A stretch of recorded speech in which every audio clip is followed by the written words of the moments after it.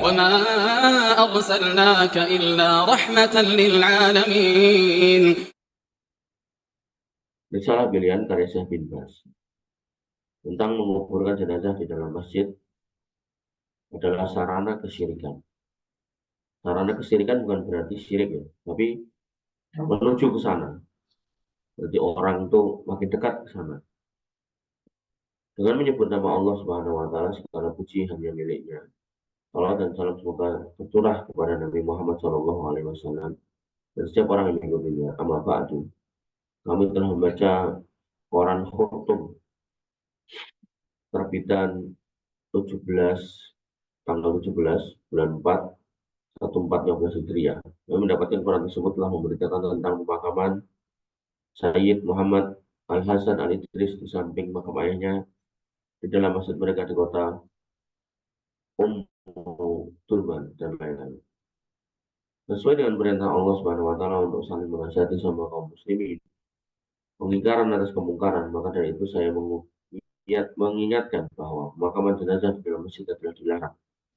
Karena hal itu adalah sarana kesyirikan dan kebiasaan orang-orang Yahudi dan Nasrani yang dilaknat Allah Subhanahu wa taala dan Rasulnya sebagaimana dalam Sahihain, yaitu Sahih Bukhari dan Muslim, dari Aisyah radhiallahu anha dari Nabi SAW beliau bersabda, la'anallahu al-yahuda wan nasara ittakhadhu qubur anbiya'ihim masajid. Allah melaknat orang-orang Yahudi dan Nasrani sebabkan mereka menjadikan kubur-kubur masjid mereka sebagai masjid. Masjid di sini maknanya bukan masjid kayak kita ya, tapi lebih kepada tempat peribadatan. Nah, ini nyata sekali bahwasanya gereja-gereja di Eropa, di Amerika, dan di sebagian besar dunia itu banyak menempatkan atau meletakkan makam-makam rahib-rahib pendeta mereka di dalamnya. Dan Nabi SAW mengatakan bahwasanya mantasabah biqaumin fahuwa minhum. Siapa yang menyerupai satu kaum maka dia seperti kaum itu. Ini menunjukkan bahwa Nabi tidak menyepakati atau tidak menyetujui persamaan kita dengan agama lain. Jadi agama Islam tidak boleh sama dengan agama lain. Mobil khusus dalam tema ini, ketika agama lain memakamkan orang-orang alimnya, orang-orang yang dianggap alim di antara mereka, yaitu para pendetanya, ke dalam gereja-gereja mereka, maka orang Islam nggak boleh sama dengan itu. Dan jelas memang, yaitu, hal itu mengantarkan atau menjadi sarana wasilah untuk kemudian sampai di masalah kesyirikan gitu. Jadi kita harus mencegah dulu gitu. Jadi ibarat badan itu sebelum kamu sakit jaga kesehatan. Kalau kita nggak jaga kesehatan maka kemungkinan besar sakit. Sehingga sebaiknya menjaga kesehatan agar nggak sakit. Maka dalam Islam dosa paling besar adalah kesyirikan. Maka yang terbaik dalam masalah ini adalah menjaga diri jangan sampai masuk di wilayah kesyirikan. Mobil khusus kalau emang makam di dalam masjid ini berpotensi untuk disembah, untuk dimintai, gitu kan, maka yang sebaiknya jangan meletakkan makam di dalam masjid. Dalam kitab Sahih Muslim dari Jundub bin Abdullah dari Nabi SAW beliau bersabda, ala wa inna man kana qablakum kanu yattakhiduna qubur anbiya'ihim wa salihihim masajida. Ketahuilah orang-orang sebelum kalian membangun masjid di atas kuburan nabi-nabi dan orang soleh di antara mereka. Ala wala tattakhidu al-qubur masajid. Maka janganlah kalian membangun masjid di atas kubur, pada sungguhnya saya melarangnya. Hadis yang semakna dengan ini sangat banyak. Ya. Kewajiban setiap muslim di mana saja, pemerintah maupun rakyat hendaknya bertakwa kepada Allah Subhanahu wa taala dan adalah berhati-hati terhadap apa yang dilarang dan hendaknya menguburkan jenazah di luar masjid. Bagaimana Rasulullah SAW dan para sahabatnya mengubur jenazah di luar masjid, demikian pula para pengikut mereka dalam hal kebaikan. Adapun nanti ada orang berargumen, Nabi kuburannya dalam masjid. Jadi, adapun kuburan Nabi SAW dan kedua sahabatnya yaitu Abu Bakar dan Umar radhiyallahu anhu yang ada di dalam masjidnya, ini bukan hujah yang membolehkan mengubur di dalam masjid. Karena Rasulullah SAW dikubur di rumahnya, di rumah Aisyah radhiyallahu anha ketika Al-Walid bin Abdul Malik melakukan perluasan masjid di penghujung tahun 100 Hijriah. Dia memasukkan kamar tersebut ke dalamnya dan para ahli ilmi telah mengingkarinya. Namun dia tetap berpendirian bahwa ini tidak menghalanginya untuk melakukan perluasan. Maka permasalahannya sudah jelas dan tidak ada lagi apa yang perlu dilakukan. Dengan demikian sangat jelas bagi kaum muslimin bahwa Rasulullah SAW dan kedua sahabatnya tidaklah dikubur di dalam masjid. Jadi waktu Nabi itu dimakamkan di dalam rumah Aisyah radhiyallahu anha itu bukan di dalam masjid. Dan kuburan mereka di dalam masjid disebabkan adanya perluasan dan bukan sebagai hujah diperbolehkannya mengubur jenazah dalam masjid. Nah, jadi Syekh bin Baz dalam konteks risalah ini berpendapat bahwasanya kubur Nabi di dalam masjid, tapi itu bukan masjidnya ada lalu dimakamkan dalam masjid, bukan. Tapi masjidnya ada, kuburan mereka di luar masjid. Nah, baru kemudian ada perluasan masuk wilayah masjid. Menurut tulisan Syekh bin Baz ini. Padahal ulama yang sekarang mengatakan itu bukan bagian dari masjid. Jadi secara struktur konstruksi itu tidak seperti masjid atau tidak di dalam masjid. Kemudian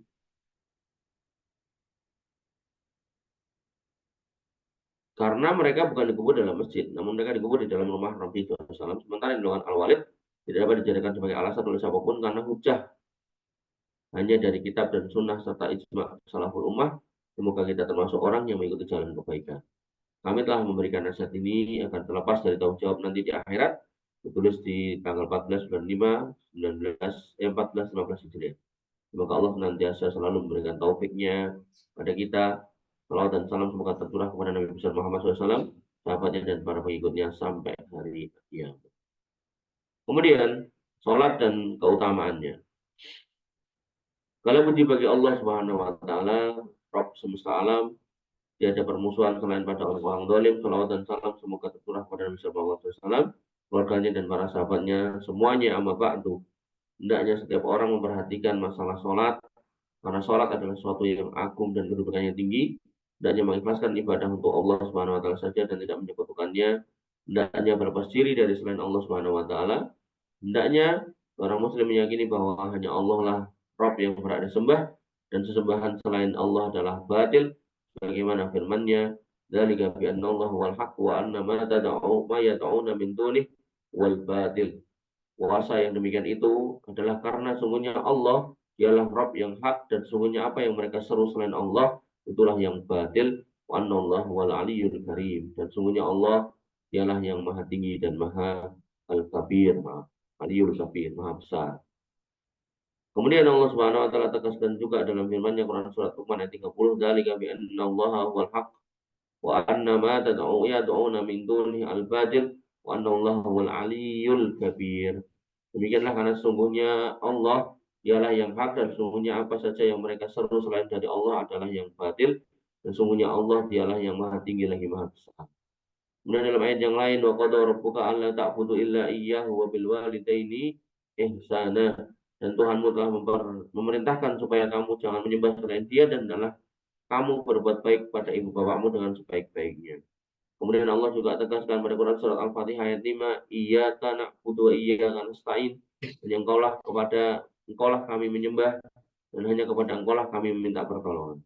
Kemudian pada Quran surat Al-Bayyinah ayat 5, Allah tegaskan wa ma umiru illa liya'budullaha mukhlishina lahuddin, padahal mereka tidak menyeru kecuali supaya menyembah Allah dengan memurnikan ketaatan kepadanya dalam menjalankan agama yang lurus. Maka ini adalah dasar yang agung bagi pondasi agama Islam. Iman kepada Allah adalah awal mula yang menjadikan seorang masuk Islam. Setelah itu bersaksi bahwa Muhammad adalah Rasulullah.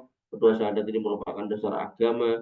Tanpa keduanya maka agama seorang tidak sah karena keduanya saling berkaitan. Maka setelah diutusnya Muhammad SAW, keduanya harus diimani. Tidaklah sah keislaman seorang tanpa tauhid dan tidak juga sah Islam seorang kecuali dengan mengimani Muhammad SAW sebagai Rasul Allah Subhanahu wa Ta'ala.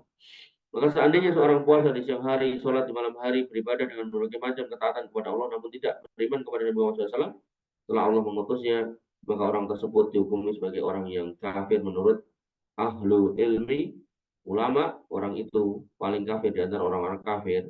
Maka seandainya dia mengimani bahwa Muhammad adalah Rasulullah dan membenarkannya serta beramal sesuai petunjuknya, namun dia menyekutukan Allah beserta yang lain seperti nabi, patung, pohon, jin, binatang, maka orang-orang tersebut juga orang yang kafir dan sesat. Seandainya berkata bahwa Muhammad adalah Rasulullah, maka dia harus mengimani semuanya dan harus mengesahkan Allah Subhanahu wa Ta'ala serta mengikhlaskan semua amal hanya untuk Allah Subhanahu wa Ta'ala. Maka wajib mengimani bahwasanya Muhammad SAW diutus untuk manusia dan jin.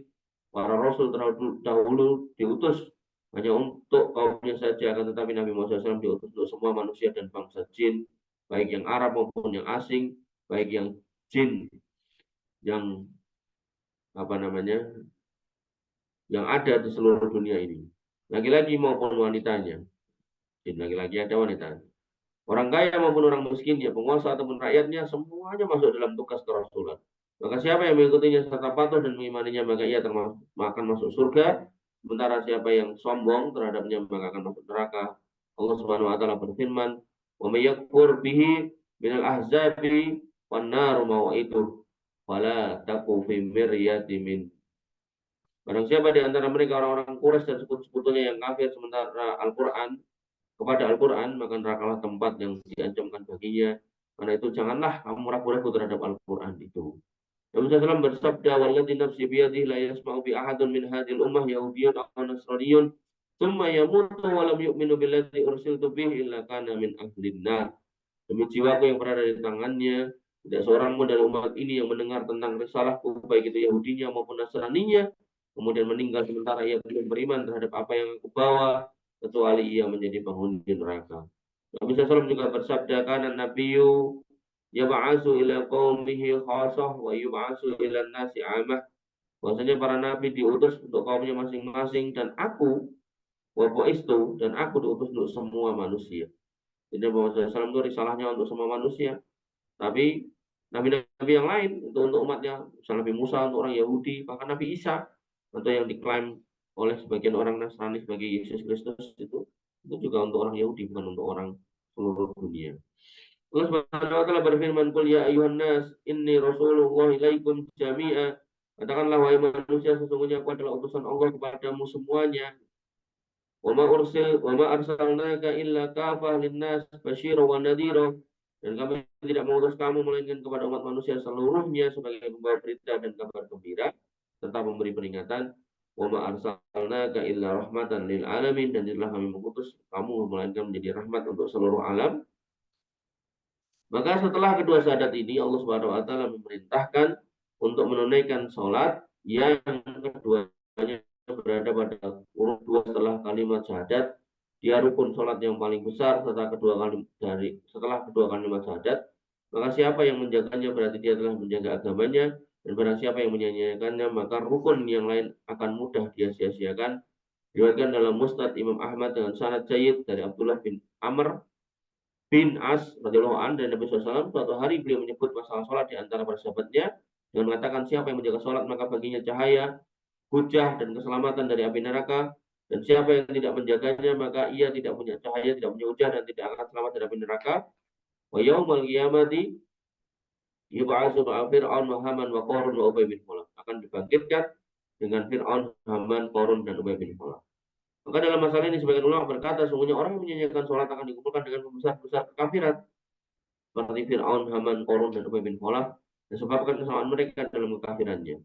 Manusia akan dikumpulkan di akhirat nanti dengan orang yang sama dengan dirinya, bagaimana firman-Nya, "Uhsuru lilladzina zalamu wa azwajahum wa ma kanu ya'budun."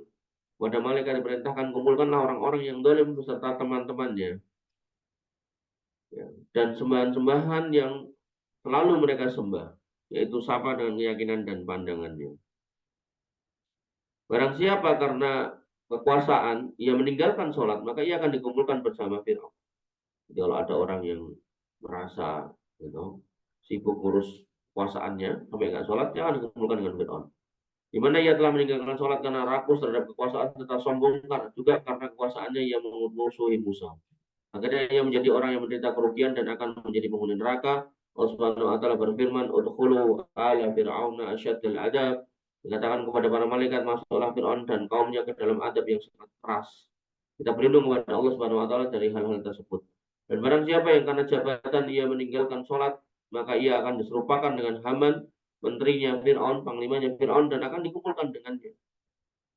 Ngomong, aku sibuk ngurus ini jabatan, ngurus pasukan, nanti akan dikumpulkan dengan Haman. Dan siapa yang meninggalkan sholat karena harta, syahwat, dan kenikmatannya, maka ia akan diserupakan dengan Qarun. Allah telah melimpahkan kekayaan padanya, namun ia sombong dan melampaui batas, hingga Allah menenggelamkannya beserta istananya ke dalam tanah. Qarun. Kemudian Orang-orang yang meninggalkan sholat karena sebab ini akan dikumpulkan dengannya di neraka pada hari kiamat. Jadi kalau ada orang yang alasan sibuk urus bisnis tapi nggak sholat, ya kumpul sama corona. Adapun orang yang meninggalkan sholat disebabkan karena jual beli bisnis, bekerja untuk mencari duniawi, maka ia akan dikumpulkan dengan Ubay bin Khalaf, seorang saudagar Mekah, akan dikumpulkan dengannya di neraka. Buat mereka yang sibuk dagang tapi nggak sholat, kita memohon kepada Allah Subhanahu Wa Taala keselamatan dari kekafiran serta beramal seperti amal mereka. Maksud bahwa sholat ini urusan yang agung telah diriwayatkan dari Nabi SAW, yaitu bahwasanya pokok segala urusan adalah al-Islam. Rasulullah amrin al-Islam. Kemudian tentang sholat Nabi mengatakan tiangnya sholat wa amudu as-sholah wadir watu sanamihi al-jihad, dan puncak dari Islam adalah jihad. Artinya Islam ini yang bisa melindungi atau menjaganya adalah melalui jihad. Tapi warganya di dalamnya ya juga harus kemudian sholat. Dalam sabda yang lain Nabi SAW bersabda al-ahdul ladzi bainana wa bainahumus shalah wa man tarakaha faqad kafara. Perjanjian antara kami dan mereka, dalam hadis yang lain dikatakan al-ahdul ladzi bainana wa bainal kufri atau wa bainas syirki. Itu bedanya kami, perjanjian antara kami dan orang kafir atau orang syirik adalah tarkis shalah. Faman tarakaha faqad kafara. Siapa yang meninggalkannya telah kafir. Maka diriwayatkan Imam Ahmad, Abu Dawud, At-Tirmidzi, An-Nasai, Ibnu Majah dengan sanad sahih dari Buraidah radhiyallahu anhu, dan diriwayatkan dari Imam Muslim dan dalam kitab sahihnya dari Jabir radhiyallahu anhu, dan Nabi SAW bersabda, "Bainar rajuli wa bainas syirki wal kufri tarkus shalah." Perbedaan antara orang muslim dengan orang kafir dan orang syirik adalah meninggalkan sholat. Kemudian sholat urusannya besar dan sangat berbahaya sekali jika ditinggalkan. Ya, jika kita lihat kondisi masyarakat sekarang, la haula wala quwata illa billah, banyak sekali orang-orang meninggalkan sholat, meremehkan pelaksanaan sholat berjamaah. Kita mohon kepada Allah akan memberikan hidayah kepada kita semua dan kaum muslimin. Allah Maha Tinggi Maha Luas pemberiannya, maka banyak kebaikannya, namun anak Adam senang, sebagaimana firman Allah, kalla innal insana la yadgha, ketahuilah sesungguhnya manusia benar-benar melampaui batas, ar-ra'ahu istaghna, karena dia melihat dirinya serba cukup. Jadi orang itu kalau dikasih cukup, gak punya iman, dia akan merasa gak butuh sama Allah, sehingga dia akan melampaui batas, dan termasuk perbuatan melampaui batas itu adalah tidak sholat. Banyak orang-orang kaya yang gak sholat. Allah telah melimpahkan kenikmatan dan kebaikan, namun manusia membalasnya dengan kemaksiatan dan kafiran. Waliyatubillah. Sementara manusia harus berhati-hati, kewajiban kita adalah menyampaikan dakwah, dan setiap manusia mengajak orang yang ada di sekelilingnya dan bersungguh-sungguh dalam berdakwah, memeras keringat untuk memberikan nasihat terhadap orang-orang yang meninggalkan sholat, malas dan sembrono dalam urusan sholat, serta dalam hak-hak Allah maupun hak manusia. Semoga Allah Subhanahu Wa Taala memberikan hidayah bagi kita lantaran dakwah ini. Bagaimana sabda Nabi SAW, wal yuballigh asyahidil ghaib, hendaknya yang hadir menyampaikan kepada yang tidak hadir, qarib muballigh au min sami'in. Maka betapa banyak orang yang mendapatkan himbauan lebih paham daripada orang yang langsung mendengar. Para ahli ilmu sepakat bahwa orang-orang yang meninggalkan sholat karena malas, meskipun ia tidak mengingkari kewajibannya, maka ia telah kafir akbar. Ya, ini menurut pendapat Syekh bin Baz ya. Jadi orang yang nggak sholat dan dia ditanya hukumnya apa wajib, maka itu tetap orang yang murtad. Bagaimana ayat dan hadis yang telah disebutkan di atas, seandainya ia mengimani akan wajibnya sholat lalu meninggalkannya karena kemalasan, maka dia telah mempermainkan kewajiban dan telah bermaksiat terhadap Rabbnya dengan kemaksiatan yang sangat besar, yaitu sholat. Maka dengan tindakan ini ia telah kafir. Menurut pendapat yang paling benar dan perkataan para ulama, karena berdasarkan pada keumuman dalil yang telah disebutkan sebelumnya, salah satunya adalah al-ahdul ladzi bainana wa bainahumus shalah wa man tarakaha faqad kafara. Jadi antara kami dan mereka adalah meninggalkan sholat. Siapa yang meninggalkan maka dia telah kafir. Beliau tidak mengatakan siapa yang mengingkari kewajiban sholat, namun beliau mengatakan yang meninggalkan. Ungkapan seperti ini mencakup orang yang mengingkarinya dan orang yang tidak mengingkarinya. Demikian pula dengan sabda yang lain, bainal rajuli wa bainal syirki wal kufri tarkus shalah. Antara seorang dengan kesyirikan dan kekafiran adalah meninggalkan sholat. Beliau tidak menambahkan apabila dia mengingkari hukum wajib sholat.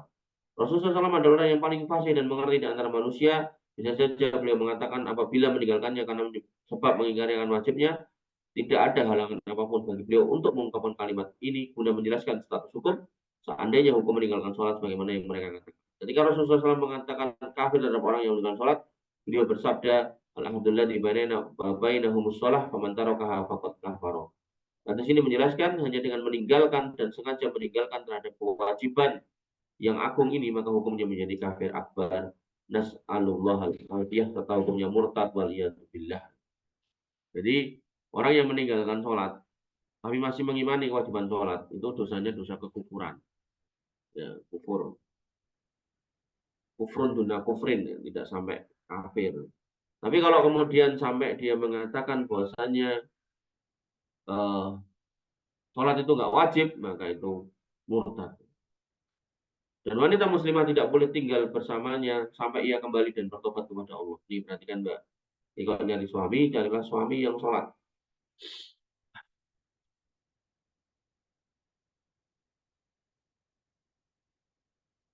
Gampangnya gini, kalau kamu pengen diperhatikan sebagai manusia, maka carilah manusia yang perhatikan Tuhannya.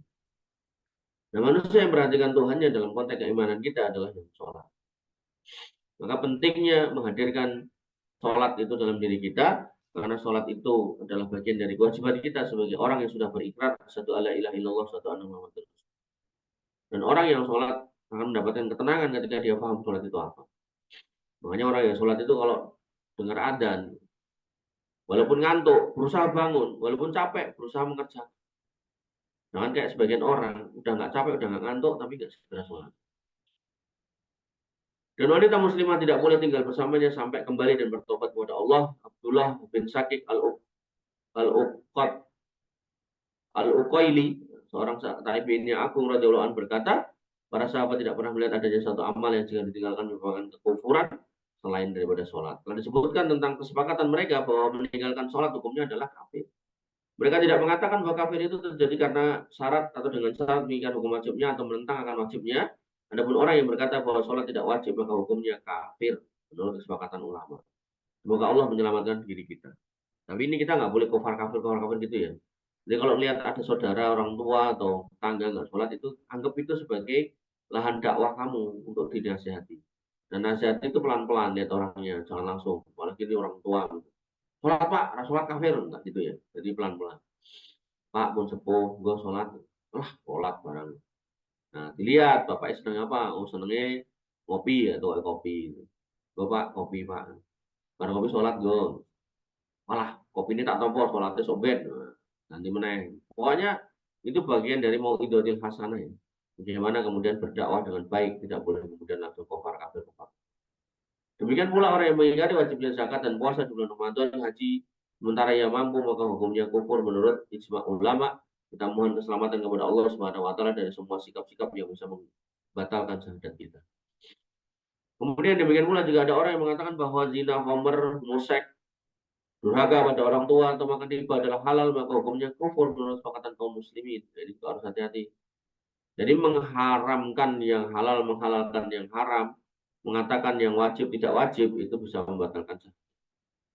Biasanya yang riba ini, yang riba itu, mas itu mas ngebang riba, orang riba, take duit. Nah kayak gitu tuh bahasa-bahasa kayak gitu tuh bahaya. Karena mereka telah menghalalkan apa yang diharamkan Allah, namun jika mereka menyatakan karena tidak memiliki ilmu tentang masalah ini, maka wajib baginya belajar. Akan tapi jika mereka tetap seperti itu, maka hukumnya seperti di atas yaitu kufur. Semoga Allah Subhanahu Wa Taala melimpahkan taufik kepada kita. Salawat dan salam semoga tercurah kepada Nabi Muhammad Sallallahu Alaihi Wasallam, sahabatnya dan para pengikutnya hingga Allah wa iyyakum. Saya rasa cukup sampai di sini dulu. Insya Allah besok kita lanjutkan kalau Allah izinkan. Itu tata cara sholat Nabi Sallallahu Alaihi Wasallam. Ya, jadi ini rangkaian kita membahas haji dan dzulhijjah, tapi kemudian di dalamnya malah berisi tadi akidah, kemudian tata cara sholat, wudhu dan seterusnya. Ya, baguslah malah bisa menyinggung semuanya.